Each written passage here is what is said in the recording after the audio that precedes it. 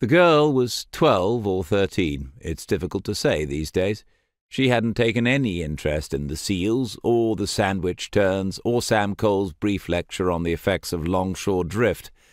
Janey watched her now as the boat began its journey back to Barnum, and thought, she hasn't spoken once to her parents. Didn't want to come on a stupid boat trip to see some stupid seals. The parents, come to that, had hardly spoken to each other. A sad, silent couple in their early 40s, both bespectacled and bookish-looking, wondering what had happened to their lives. Janey had seen enough of that already. Not a mistake that she intended to make. When Sam pointed out the rusting hulk of the amphibious craft that soldiers had used to practice the D-Day landings, or so the story went, no one ever questioned it, all eyes but the girl's went in that direction. She was leaning over the side a little way so that she could trail her hand in the water, against the rules, of course, but it didn't look as if she would be getting any other enjoyment out of the day, so Janey left her in peace and watched the tourists take pictures of the DUKW and its customary cormorant.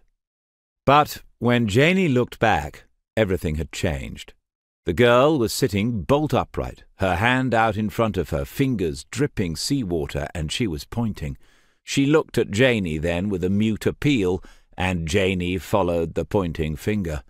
There was something, just, in the widening wash of the Lady Anne, something that bobbed briefly, seemed to roll a little in the turbulence, and then disappeared. Janey nodded and said, "A seal. One often follows the boat back in." The girl was shaking her head, her face pale and wide-eyed.